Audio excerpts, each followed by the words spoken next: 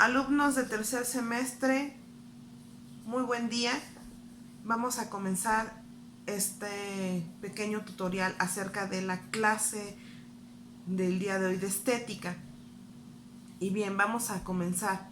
Anteriormente se habían observado algunos aspectos de la estética antigua, lo que era, por ejemplo, Plotino, Aristóteles y obviamente el mismo Platón, que era como el más importante de todos estos pensadores de la estética antigua, que como tal no existía ya una denominación de la palabra estética, no existía como disciplina en ese entonces. Pero bueno, ahora vamos a hablar acerca de, pues, de la imagen y el arte, porque esto está implícito en todo el proceso evolutivo de las artes y sobre todo también en el proceso evolutivo de la belleza y de la estética, a la par de la evolución del hombre inclusive. Entonces, bueno, vamos a mencionar todo esto de manera breve para que pueda entenderse. Bien, nuestras metas es conocer los aspectos que vinculan a la imagen con el arte. Otra es identificar la importancia del mito en esta creación artística. Y después, bueno, al final voy a explicar cómo van a realizar las fases de la historia, de la estética, obviamente, por una línea del tiempo. ¿De acuerdo? Bueno, las actividades, obviamente, que vamos a desarrollar en esta sesión van a tomar, les había comentado que buscaran una pintura famosa o no tan famosa, no tan conocida, ya sea de manera digital o de manera impresa. ¿Qué es lo que van a hacer con esta pintura? Van a ocupar por lo menos 2 o 3 o inclusive uno nada más, alguno de los aspectos o alguno de los mecanismos de interpretación que vimos en la clase anterior y van a relacionarlo con la pintura que ustedes eligieron. ¿Sí? Acuérdense que los mecanismos de interpretación sirven para, precisamente su nombre lo dice, para interpretar esa obra artística y argumentarlo de la mejor manera posible, ahora desde el punto de vista de la estética.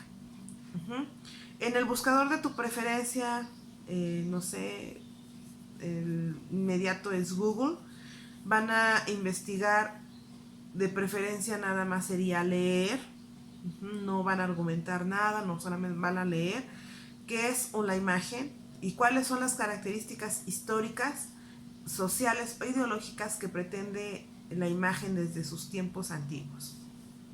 Al terminar, obviamente, esto se entrega en el foro, se cuestiona en el foro estas preguntas que acabo de decirles y que también están en las diapositivas. Y bueno, van a entregar su línea del tiempo, de manera que, bueno, pueden hacerlo de manera física o de manera digital. Ahorita lo voy a explicar otra vez. Hasta el fin. Bueno, lo explico al final del video. Y bien, voy a retomar un poco a los griegos, a esta historia occidental, porque es nuestra visión inmediata, es nuestra razón inmediata. Cuando nosotros hablamos de conceptos de arte o de belleza, llegar con los griegos, aunque resulta inmediato, pero bueno, es nuestra proximidad y nuestra referencia de manera automática, porque es occidental y de alguna forma nuestra cultura está adaptada de esta manera. Y bueno, tomo a los griegos porque en sí para ellos existía un concepto de belleza totalmente distinto a lo mejor al que tenemos ahora. Sin embargo, algunas vertientes son muy parecidas, porque entre ellos existe un equilibrio entre lo que es la racionalidad y lo que es la intuición. Esto es lo que tiene el arte griego. Entonces, bueno, va determinando todo esto, va cambiando los conceptos de lo bello, los conceptos de la estética, los conceptos de la naturaleza. Ellos lo van tornando y lo van cambiando dependiendo también la evolución social e histórica que se va teniendo. ¿De acuerdo? Pero bueno, esto prevalece y eso se sostiene todavía hasta lo que es el año 1200 antes de Cristo. Después de eso vienen otra influencia de otras culturas. ¿Esto qué quiere decir? Bueno, Hay elementos como en las obras artísticas después del 1200, después, antes de Cristo, perdón. Hay elementos como la fuerza, la simplicidad, la pasión, fueron introducidos en estos héroes de las epopeyas griegas, ¿no? En este caso podríamos decirlo, estos héroes homéricos, que narraban precisamente todas estas derivaciones sensoriales, todas estas culturas, se referían a todo lo que era más terrenal. Inclusive podemos observar en sus creaciones que tienen tendencias femeninas. Todo lo que son las curvas, todo lo que son los acabados más elaborados, tienen una tendencia femenina, una estética femenina, a diferencia de Grecia antes de este proceso histórico. Y bueno, con esto pues se interpreta también algo que es muy importante. Les hablaba sobre la imagen y sobre el mito. Hay algo muy importante, ¿por qué? Porque la imagen de manera histórica está asociada con la mitología y todo esto tiene que ver con la religiosidad del hombre. El arte no lo podemos quitar de ese proceso histórico y no lo podemos quitar tampoco de ese proceso social, porque está vinculado de manera inmediata. Entonces, tiene obviamente una interpretación de esta religiosidad, de esta magia, de esta superstición, de lo espontáneo, de lo inicial, cuando se empieza a desarrollar estos perfiles ancestrales de las culturas antiguas. Y obviamente se inaugura una nueva actitud estética ante toda esta posibilidad y esta gama compleja de expresiones artísticas. En ese sentido, bueno, no hay duda de que hay una representación pues idónea de lo que es ya como tal o como nosotros lo concebimos como el arte griego, que tiene que ver o que está ubicado justamente en los clásicos, que en este sentido sería la Ilíada, que es como nuestra referencia inmediata, porque obviamente tiene que ver con la guerra, que es una guerra originada en un intento pasional y lo que es lo mítico para definir la belleza y para establecer, bueno, esos parámetros, ¿no? Lo que, por ejemplo, la manzana de oro que solo podía poseer la diosa más bella, por ejemplo, ¿no? Y de recluir la belleza humana, en este caso al personaje de Helena, que es un personaje de fortaleza y que obviamente pues es lo que podemos decirlo, lo que hace la raíz, lo que representa a Troya, ¿no? Es lo que representa a Troya. Entonces, bueno, después de que un humano ha dictaminado qué es una diosa y qué es lo bello, qué es en este proceso, vamos, difícil de explicar, porque es muy difícil decir qué es belleza en ese entonces. Actualmente ya tenemos bastantes parámetros de belleza, bastantes parámetros estéticos, pero en ese entonces la belleza estaba concebida a partir de esta diosa que era Helena. Entonces por eso también se considera en los griegos dos periodos, el prehelenístico y el helenístico, porque no es totalmente lo mismo. Cuando vemos alguna escultura griega, alguna obra griega, sabemos que si está un poco rústico, estamos hablando de un periodo antes de Helena, pero si es un periodo más elaborado, más estético, con mayor diseño, obviamente es un periodo helenístico, ¿sí? Y nosotros podemos ver en la misma cultura griega que por ejemplo, algunas esculturas griegas, algunos gestos, algunos rasgos físicos son muy parecidos a los mesopotámicos o a los micénicos o inclusive a los egipcios. Son muy parecidos, tienen características similares como el delineado de ojos, el rasgado de ojos. Todo esto, ¿por qué? Porque son influencias fuertes para la cultura griega, ¿sí? Y ya después, cuando ellos están en el periodo ya helenístico, la escultura, la arquitectura ya es de manera elaborada, de manera compleja, ya empieza a ser de manera diferente. Ahora, todo esto, bueno,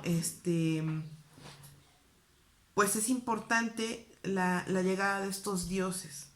Cada dios representaba una fortaleza distinta. Afrodita representaba el amor,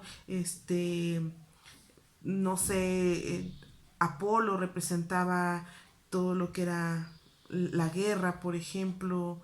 Marte representaba otra cosa, se me fueron ahorita todos los dioses, pero bueno, sí, cada uno de estos dioses tenía una representación específica, al agua, al rayo, entonces, bueno, cada de estos dioses tenía que someterse también a la disciplina de la inteligencia. En este caso, pues sería a la disciplina de Atenea, ¿no? Que era la inteligencia, y que obviamente se tenían que doblegar y transformar para llegar a esta belleza y hacer, bueno, que siempre se orienten al lado de donde el dios era más poderoso, que en este caso sea Zeus. Ajá. Entonces, bueno, a todo esto vemos la importancia de cada uno de los personajes griegos, cómo se cuestiona inclusive la simetría, en la geometría de sus rasgos, de su corporalidad. Porque, por ejemplo, en algunos dramaturgos griegos especifican inclusive cómo son los dioses. Cómo son los dioses, los ponen muy humanizados en algunos casos, por ejemplo, en la Orestiada ponen unos dioses más cercanos, más humanizados, carnales. En el caso, por ejemplo, de Aristófanes, que habla de la comedia griega, cómo pone a los griegos, los satiriza, no pone a unos dioses elevados, los pone unos dioses muy cercanos a nuestra realidad. Entonces, bueno, todo esto tiene que ver con la estética, tiene que ver ese cambio de pensamiento, ese cambio de romper los paradigmas de la estética y de la belleza. Hablamos de la belleza tanto física como la belleza intelectual o la belleza espiritual, que ya empezaba a concebirse desde ese entonces. Y bueno, más allá de que obviamente todo está vinculado a las epopeyas griegas, a la Ilíada, a la Odisea, a todo esto, porque nosotros igual lo hemos concebido de esta forma, ¿no? La estética de un cuerpo femenino la vamos a desarrollar a partir de esta visión occidental que se nos ha venido implementando desde hace muchos años, desde hace muchos siglos, y que es difícil a veces erradicarla. ¿Por qué? Porque nuestros conceptos de belleza van a estar encausados ahí. Va a ser muy difícil que nosotros partamos de otro concepto de belleza, ¿sí? Les pongo un ejemplo. Por ejemplo, en Francia, en Italia, los conceptos de belleza son diferentes. Muchos buscan a lo mejor sus parejas o algo así para relacionarse, buscan latinas, cuando las europeas, a lo mejor para nosotros como latinos, las europeas son bastante bellas. Sin embargo, bueno, ¿esto qué tiene que ver? Porque los parámetros o los patrones de belleza se rompen y obviamente hay una atracción a lo distinto, una atracción a lo diferente. Y obviamente, bueno, también los conceptos de belleza van a ir variando de población en población. En África no es lo mismo los conceptos de belleza que los conceptos que tenemos aquí, como los casos especiales de las africanas que se ponen una vasija, bueno, en el labio para alargar el labio. Para ellos es su concepto de belleza y está justificado porque, bueno, tiene que ver mucho con su ideología, con su religiosidad, con su misticismo dentro de su cultura. Entonces, bueno, está justamente equilibrado para especificar qué es la belleza en ese contexto.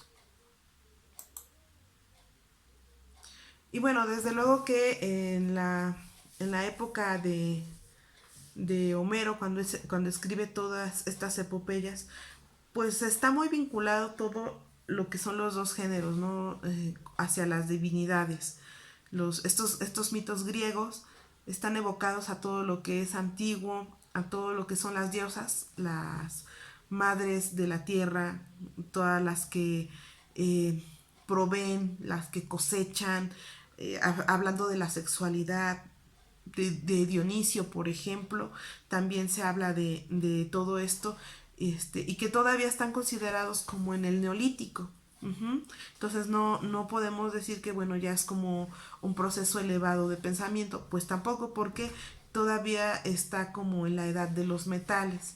Ajá, porque pues después llegarán otros dioses que estarán vinculados con la violencia, con la guerra, con las leyes. Algunos dioses estarán vinculados con esto, y bueno, ya viene una estructura ahora sí un poquito más compleja. La lucha entre estos dos universos se consolida siempre como una Atenas, perdón, una Atenas compleja, unos griegos complejos ya. Toman cierta victoria, toman cierta inteligencia para que en particular todo esto sea la victoria de las ideas. Todo esto sea la victoria de las ideas. Sé que a veces suena un poquito complicado escucharlo, pero bueno, ya ver las imágenes nos puede ayudar un poco. Para esto les he puesto en las diapositivas como la primera imagen a la última, para que vean el desarrollo y la etapa y el proceso de la estética griega. Por ejemplo, en la primera etapa son esculturas que literalmente son piedras, y que son algunos modelos tomados del arte egipcio, lo que les comentaba. Algunos tienen como características muy egipcias. En segundo, ya empieza a apreciarse una anatomía humana. Ya empieza a verse un poco más de musculatura, rasgos un poquito más definidos. En la tercera, ya se aprende a ver que la figura se sitúa ya en un espacio, en una forma, y se empieza a ver ya un poco más natural. En la cuarta aparición de esta escultura, aparece ya una proporción y ya aparece armonía. Ya en esta figura ya no está desequilibrado, por ejemplo, como en la primera, que los hombros se ven muy anchos y el cuerpo muy pequeño. Aquí ya hay una proporción en las partes, ¿no? La figura ya empieza a crear como una especie de belleza, una belleza ideal, como los hombros van hacia atrás, la mirada, el reflejo, las manos, la proyección, ya hay una proyección de alguna forma. Y bueno, ya en la última fase, que la consideré como la quinta fase, ya las expresiones y las figuras humanas están dando totalmente emociones, transmitiendo algún sentimiento. El cuerpo como tal, ya hay un movimiento como tal, no está estático como en la primera o segunda imagen, ¿no? Que ya ahorita ya hay un movimiento en este tipo de escultura. Y bueno, igual lo podríamos decir en la arquitectura, que al principio está de manera muy rústica, pero ya hasta el final está un poco más compleja. Ya a manera de conclusión, pues ver la importancia de la mitología, de las ideologías, de la religiosidad en la imagen, en este caso en las obras de arte. Ajá. Y a nosotros lo podemos ver poco a poco, a partir de nuestro sentido o nuestro pensamiento platónico, como lo contemplaba él, que bueno, que en sí la imagen pues es un doble, es un reflejo de esta realidad, de esta naturaleza, ¿de acuerdo? Entonces, bueno, eso es a grandes rasgos. Ahora, ¿qué es lo que van a desarrollar como tarea? Como tarea o como actividad, bueno, van a ser las fases de la historia de la estética. Ya les he dejado un documento para que la puedan entender un poquito más. Vamos a hacerlo solamente como una línea del tiempo, ¿sí? No van a escribir, no van a anotar nada, van a desarrollar una línea del tiempo. Esta línea del tiempo la pueden desarrollar de manera manual, es decir, recortar y pegar, poner imágenes, no sé, de los griegos, no sé, bueno, ya será imaginación suya. Van a hacerla de manera manual, toman la fotografía y la envían, o la suben a plataforma, o bien hacerlo su mapa mental, su línea del tiempo de manera digital, y lo suben también a plataforma. Cualquiera de las dos formas puede funcionar, puede estar bastante bien. Lo importante es que determinen esta línea del tiempo, ¿sí? los pensadores griegos. Bueno, pues pongo a Platón, a Aristóteles, a Plotino, después pongo a San Agustín, después pongo a Santo Tomás. Bueno, esta línea del tiempo, esto sí debe de estar desarrollado. Hasta aquí sería todo por hoy. Muchísimas gracias. Nos vemos pronto.